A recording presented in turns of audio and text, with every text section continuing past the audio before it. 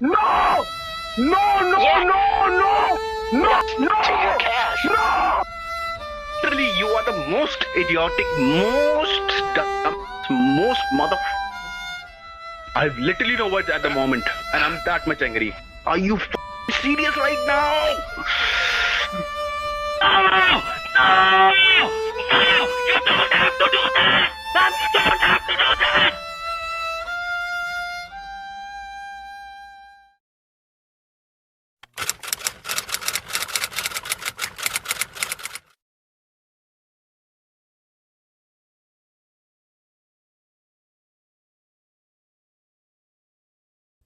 At UFC 312, the last and only hope for Indian MMA, Anshu Jubli, was knocked out in 19 seconds. Although to be honest, to call Jubli the last and only hope for Indian MMA is also a bit of a stretch, since Jubli had previously gotten starched at UFC 294 a year and a half earlier by Mike Breeden. And Mike Breeden was the very definition of a can, being on a 3-fight loss streak to Alexander Hernandez, Natan Levy, and Terrence McKinney, none of whom are even remotely close to rank level, when Breeden chinned Jubli. Jubli's fight against Quillan Salkeld was a chance for him to redeem himself and his country in the sport of mixed martial arts. But when that right hand landed, not only did Quillan Salkeld become the most popular UFC fighter among Pakistanis and Jim Browning viewers, but any chance of any was flushed away. But the question we now have to ask ourselves is, why? Why has India failed so catastrophically in the UFC? How can a nation with the largest population on planet Earth fail to produce a single mixed martial artist who's capable of getting a win in the UFC, let alone a ranked contender or a champion? And before you say, oh, what about Pooja Tomar? She won. Yes, she won a fight which everybody thought was a robbery decision. And she won an unranked women's fight, which is far and ahead the lowest level of competition in the UFC. The closest that India has had to a successful UFC fighter was Arjun Bhullar, who went 3-1 in the UFC heavyweight division and also became the ONE FC heavyweight champion after leaving the UFC. But, as I pointed out here, Arjun was born in Canada. He also trained in Canada and has represented Canada throughout the entirety of his combat sports career. And furthermore, Bhullar is descended from Punjabi Sikhs, who faced persecution from Narendra Modi's Hindu nationalist government. Both male Indian UFC fighters, Bharat Khandre and Anshul Jubli, have lost all of their fights by finish. And in Bharat Khandre's case, he even failed a USADA test and was suspended after his loss. Also, while Bharat's loss to Song Yadong is pretty forgivable in hindsight because of how good Song turned out to be, Jubli's losses to Quillan Salkeld and especially Mike Breeden are simply pathetic. Just for some perspective on how awfully India has performed in mixed martial arts, let's take a look at the original members of BRICS from 2009. BRICS is an acronym which stands for Brazil, Russia, India, China, and South Africa, all of which were considered to be emerging economies that had tons of potential to grow. All members of the original BRICS countries have produced a UFC champion, except India. How is Anshul Jubli, this absolute bum, the king of cans, who thought he could submit and KO Habib, the best that the world's most populous nation has to offer? Well, today, we will be going through why India has failed in the UFC, and what changes could be made to make sure that the country can redeem itself in MMA. So buckle in, because we're going to be tackling some serious shit today. One of the key reasons I see being thrown around for India's failure to produce a decent MMA fighter is the country's supposed lack of tradition in combat sports. However, I don't see how this is even remotely the case. India is home to one of the oldest wrestling traditions in the world, a form of mud wrestling called either Pelwani or Kushti. Brought to India by the invading Mughals in the 16th century, Kushti involves two Indian men lathering themselves up in oil and then wrestling in a ring made of dirt. This dirt is special, having been mixed with buttermilk, oil, and red ochre to make it soft and easy to move on without risk of injury. Kushti matches don't have a set of fixed rules, with no point system and the length of matches being somewhat arbitrary. However, wrestlers can win through pins, submissions, and even through knockout. This led to Kushti being influential in the development of English catch wrestling, which is the discipline that Kazushi Sakuraba, the Gracie Hunter and legend of Pride FC, was originally trained in. Modern Kushti wrestlers often come from impoverished families and see wrestling as a way out of destitution. And the form of wrestling is still very popular in northern India. Mud wrestlers dedicate their lives to training by living in wrestling stables, training hours a day, and remaining celibate. And this form of wrestling training has been proven to be effective. Aman Sarawat, who won bronze in men's freestyle wrestling for the 57 kg category at the 2024 Paris Olympics, originally trained in mud wrestling while growing up.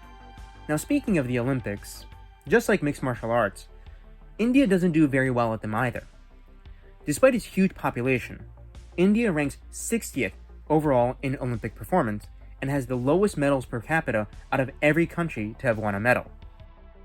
However, if you look at just wrestling, India is 48th overall, which isn't good, but it isn't terrible. India has won 2 silver and 6 bronze medals, which shows that there should be Indian talent which is capable of doing similarly well in MMA. Sure, India is no Dagestan or Georgia, but if the Indian Olympians could be convinced to pick up MMA like Henry Cejudo, Yoel Romero, and Daniel Cormier did, the country might even be able to find its first UFC champion. However, as far as I'm aware right now, none of India's best wrestlers are willing to transition to MMA, even though it should pay much better than any form of wrestling. But even though India does better in wrestling than it does in most other sports, it still does not explain the dearth of talent relative to its population. And in regards to this, I believe there are numerous causal factors that are contributing to a lack of top-tier Indian talent in MMA, all of which I've distilled down to the following 3 points. And those are the popularity of cricket, physiological limitations, and India as a country being an incredibly poor environment for budding athletes. So, let's get started by talking about the easiest to explain out of these 3, which is cricket. Cricket is far and ahead India's most popular sport, with a reported audience of 618 million viewers according to the Indian publication Business Standard. Just to put that number in perspective, the total global fan base of the UFC, as reported by the UFC itself, is supposedly 700 million. And we know that the UFC has every incentive to highball their estimate. The extreme popularity of cricket in India would, of course, incentivize the most athletically gifted Indians to pursue a career in cricket over other sports. Cricket has a better pipeline for turning talented amateurs into top-tier pros, and has leagues which are sponsored by India's largest corporate conglomerates like the Tata Group. So what India is facing here is a similar problem to what the UFC's light heavyweight and heavyweight divisions are facing. Just like how light heavyweight and heavyweight lack talent because all the big athletic guys play basketball or American football instead, all of the most talented Indians are incentivized to play cricket. Furthermore, the sport of cricket doesn't need its players to be massive like American football, rugby, and basketball. For example, one of India's most popular and successful cricketers, Rohit Sharma, is only 174 centimeters or 5 foot 9 inches tall.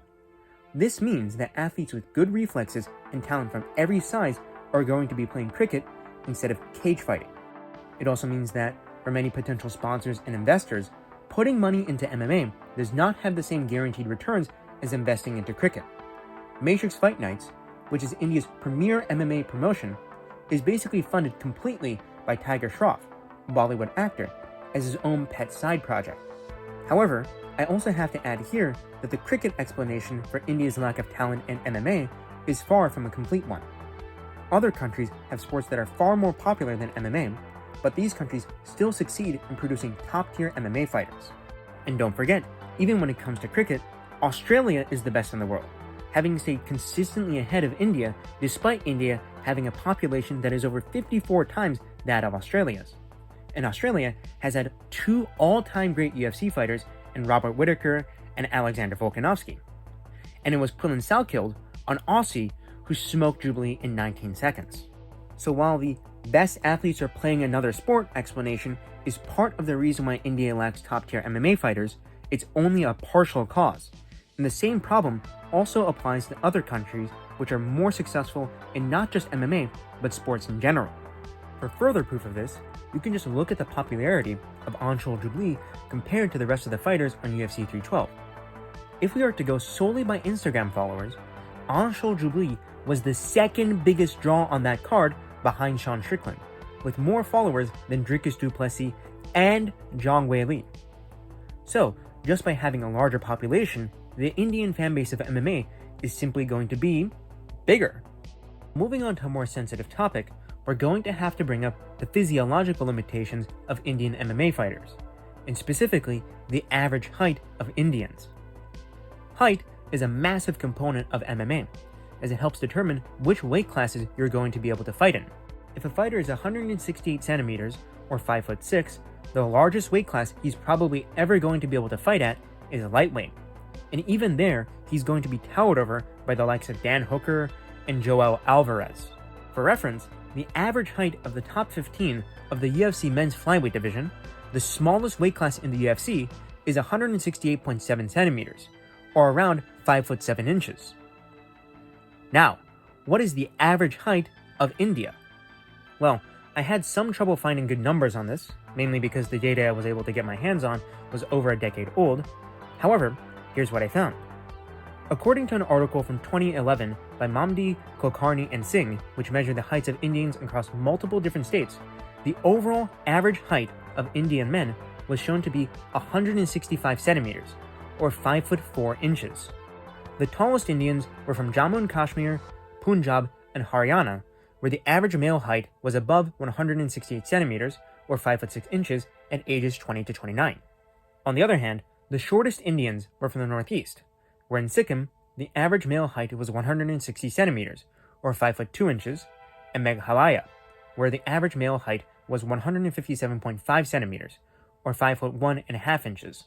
And furthermore, according to the projections that these researchers made at the time, they expected average heights in India to decline due to factors like malnutrition. And this prediction evidently played out, as according to a 2021 study which examined trends in the average heights of Indians, the researchers were shocked to find that, despite an increase in economic productivity, the average heights of Indians had indeed decreased. Now, getting back to MMA, if the average height of your country is 165 centimeters, that's going to make it very difficult to find talent for most of the UFC weight classes, as even the flyweights are taller than your average citizen. And since height is normally distributed, a large portion of your adult male population is going to be shorter than 165 centimeters, which basically means they're going to be too small for flyweight. This also leads into my personal theory about how a fighter as awful as Anshul Jubli got into the UFC in the first place.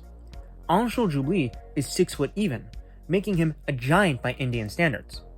If you go back through all of Jubli's opponents on Tapology, you'll see that he's had a height advantage of 5 centimeters or 2 inches over every opponent he's faced, with the exception of Quillan Salkild.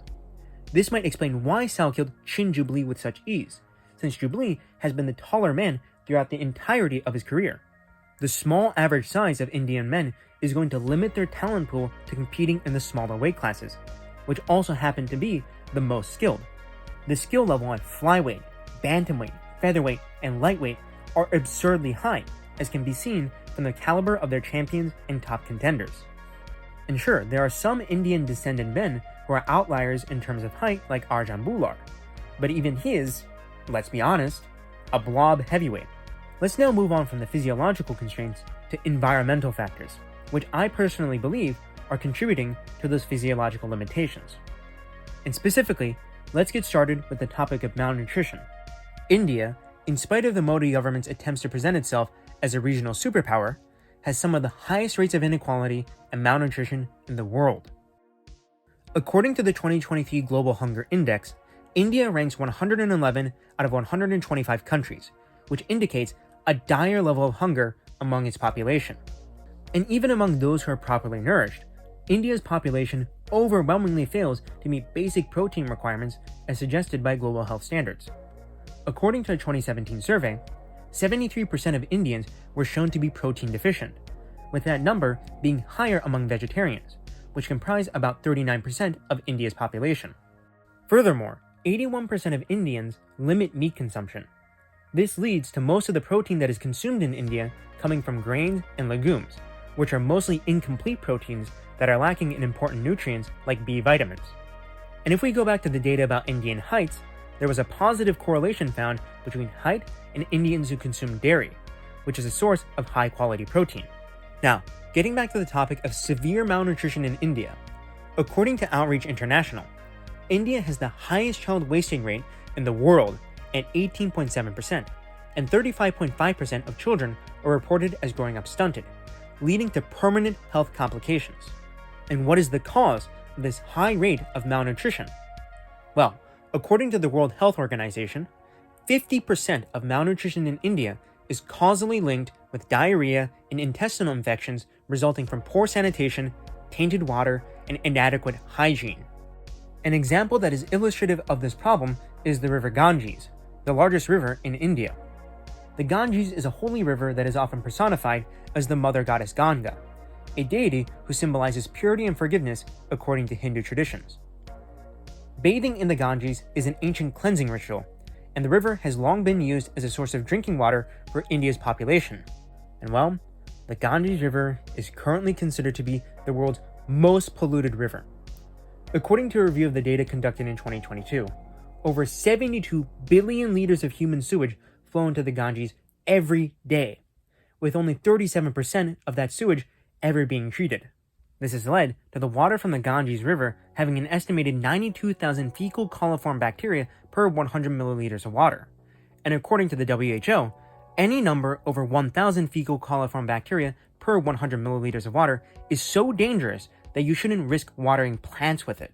Yes, that means that the water in India's holiest river is so polluted that it is 92 times more polluted with feces than is considered safe for plants.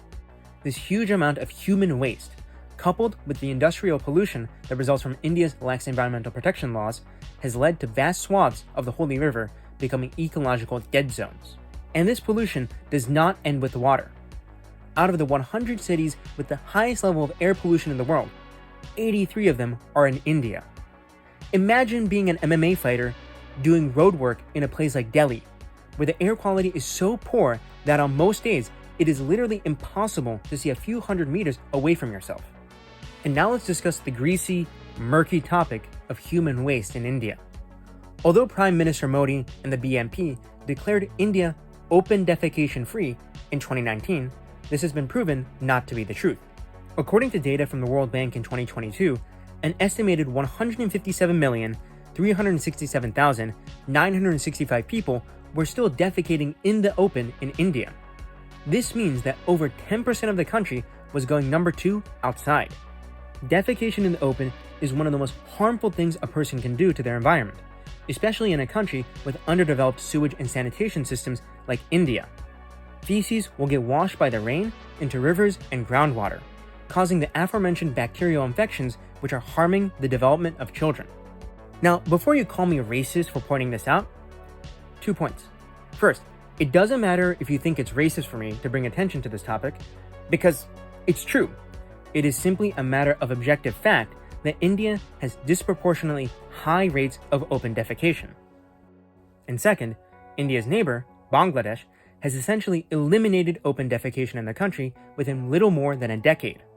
Bangladeshis are genetically incredibly similar, if not identical, to certain Indian ethnic groups, so this is obviously not a racial issue, but a cultural one.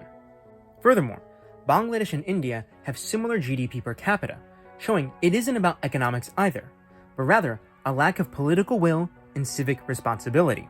India is essentially stuck in a cycle where high levels of fecal bacteria in the water supply leads to malnutrition, which is caused by diseases like dysentery and intestinal inflammation, which in turn leads to more pollution due to the high rates of open defecation. Now, getting back to how this affects India's performance in MMA, it should be pretty obvious. A country is not going to produce elite athletes if a vast proportion of the population is chronically malnourished, not consuming large amounts of high-quality protein, and is basically poisoning themselves by defecating in the open. So just to summarize the potential causes for India's failure to produce a single decent fighter, here they are. 1. The sport of cricket is so popular and well established that it siphons away both potential talent and investor money, leading to MMA having less funding and less talent. However, this problem applies to basically every other country, so it is only a partial explanation.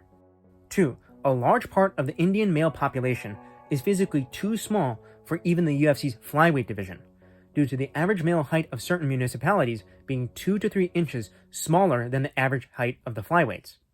And this problem is causally linked with 3. The high rates of malnutrition in India, which are a result of protein deficiencies due to restrictions on meat consumption and high levels of inequality. And perhaps, most significant of all, a cycle where open defecation leads to the pollution of water sources with fecal bacteria, which in turn causes diseases in children that leave them stunted, who then repollute their water sources by defecating in the open. This leads to a large portion of the possible athletic talent in India growing up stunted or with deformities. So, what can be done to fix these problems? How can India itself in the field of mixed martial arts? Well, to be completely honest, I don't think there's any chance that the India that exists right now can produce a UFC champion. There are simply too many structural problems with the country to be able to foster a strong roster of fighters. However, if India were to start making strides towards becoming a country that is capable of having a UFC champion, here's what I would do. First and foremost, India must fix its sanitation issues. I cannot stress this point enough. A country whose population is consuming deadly concentrations of fecal coliform bacteria with every sip of water they take is going to be too weak and poisoned to achieve anything in a sport as athletically demanding as MMA. Second, India's wealthy urban classes need to focus on scouting talent from rural villages, and specifically those villages that have a strong tradition of producing good Kushti mud wrestlers. There should also be incentives set out to get Indian Olympic wrestlers into MMA, since the pay in the UFC is probably going to be much more lucrative than most jobs in India.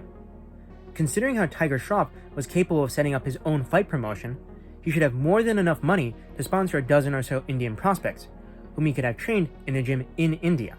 MMA gyms aren't the most expensive facilities in the world. Most of the time, it comes down to some mats, a couple of heavy bags, some gloves, and some shin guards. There's a reason why developing nations like Dagestan, Brazil, and Thailand have some of the best MMA gyms in the world.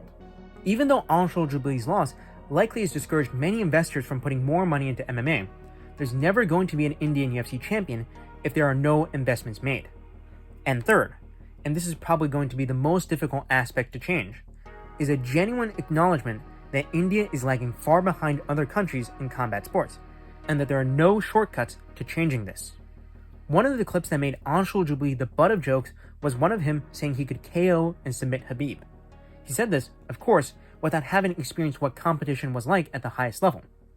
Jubilee, having gone undefeated in Matrix Fight Night and Road to UFC, was complacent with his abilities. Another fighter who was indicative of this mentality was Sumit Kumar, who scammed his way onto Road to UFC by fighting absolute cans and faking professional bouts. There was a really good documentary from a channel called Narera Fight Stories that covered this topic, but that video has been removed. And although I don't know why it's been removed this time, the channel owner did post that it had been removed once in the past due to a copyright strike issued by Sumit Kumar himself. So, if this kind of mentality persists, there's no way that India is ever going to be able to redeem itself in MMA. Finally, I'd like to end this video on a positive note, so I'd like to introduce who I think are the best Indian prospects today. Getting started with the prospect that I think has far and ahead the most potential, I'll be talking about Arshiyan Memon, a 29-year-old flyweight with a 7-0 record and a 100% finish rate. Personally, after watching some tape of him competing in Matrix Fight Night, I think I can safely say that he is India's best chance at getting a solid fighter into the UFC.